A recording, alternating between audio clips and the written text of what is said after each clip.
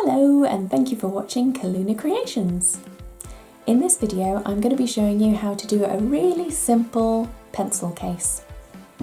It's going to look a little bit like this one here, but we're not going to be making it quite so deep because I designed this to be a makeup bag, and also we're not going to bother with the lining either.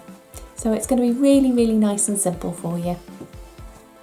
Now if you are a complete beginner, I have done you a separate video, just follow the link up here and that will let you know what equipment that you're going to be needing.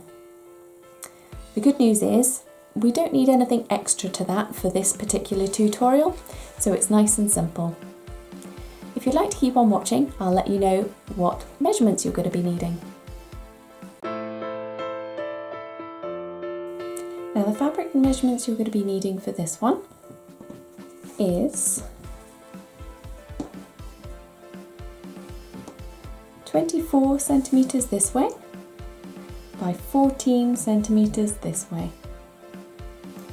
Now we've got two of these, exactly the same size of your outer fabric. We also need a zip that is 25 centimetres long, and I've chosen a fabric that is going to clash quite nicely with my fabric, make it look quite pretty. And also I'm going to be putting in some tabs on mine. You don't need to add these if you're a bit worried about them, but if you do, then they are 5 centimetres this way by 2 centimetres this way. And I've got two of them, one for each end. That's it. So the first stage on this one, grab one of your pieces of material, grab your zip, now with the actual pulley bit facing downwards, place that onto your fabric. Now what you're going to do is sew all the way along here, going forwards backwards at the start and forwards backwards at the end. And what you'll find, it's quite hard to get past this chunky part. So when you get to about here, leave your needle in the sewing machine, lift the presser foot, then just get to the zip, pull it down, put your presser foot back down, and then you can continue sewing to the end, not having to worry about this chunky part here. So I'm just going to go away and do that, and then I shall bring it back.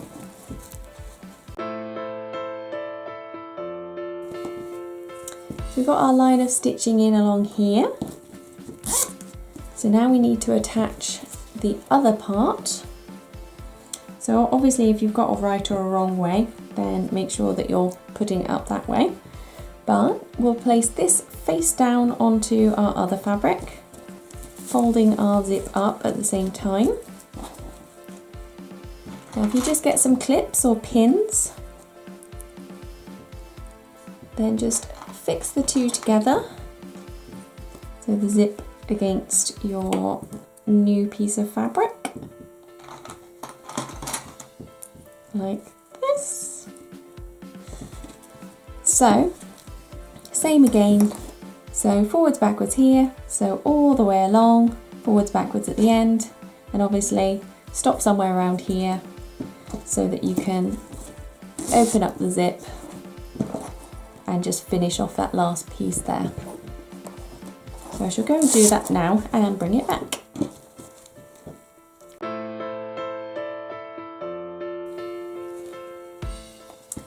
Okay, so we've put our second line of stitching in, all the way down here. So it's looking pretty funky. Now what I like to do now is take this over to the ironing board and press this down. And what I'm going to do is put a line of top stitching in along the top. Now what that'll do is just hold this fabric back a little bit better, make it look a little bit more professional and neat, but you don't have to do that. It's just a personal preference, and if you'd rather skip this stage, then I won't judge you in the slightest, because it is just to make it look a tiny bit neater, that's all. So I'm going to go and do that, and then I'll show you what to do next.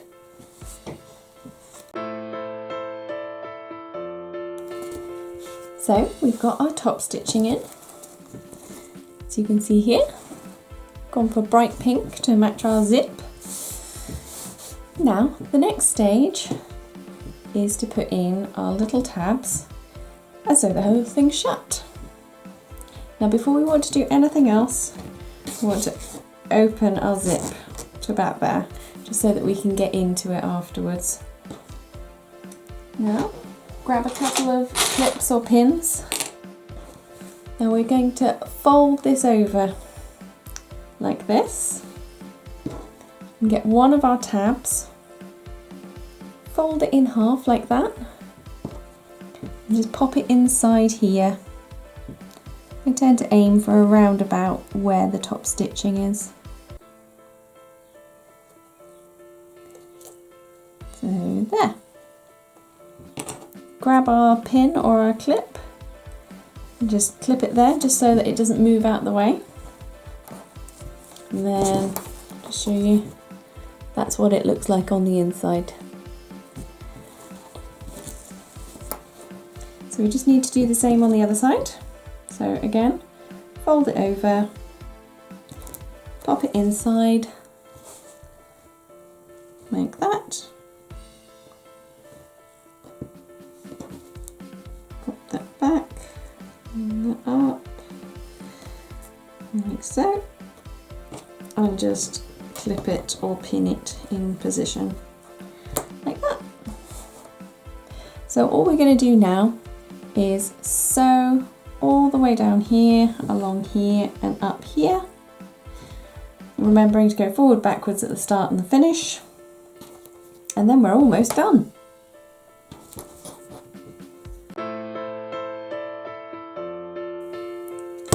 And there's our stitching in.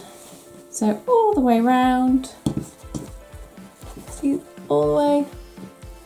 Now because this doesn't have a lining, what we just need to make sure is we don't have any loose threads anywhere.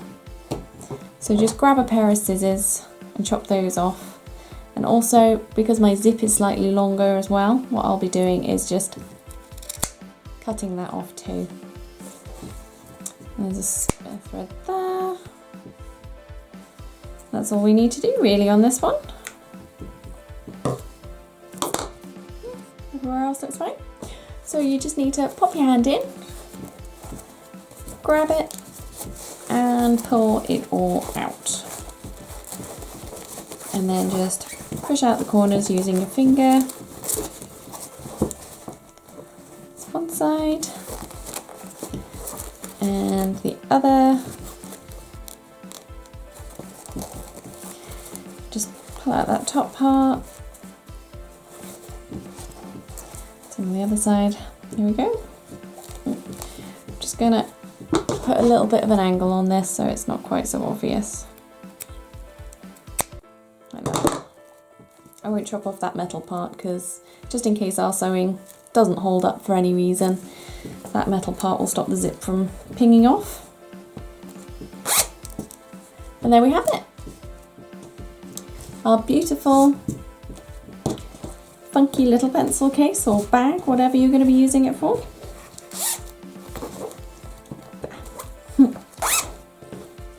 Complete with tabs if you included them, just so it's easier to open and close.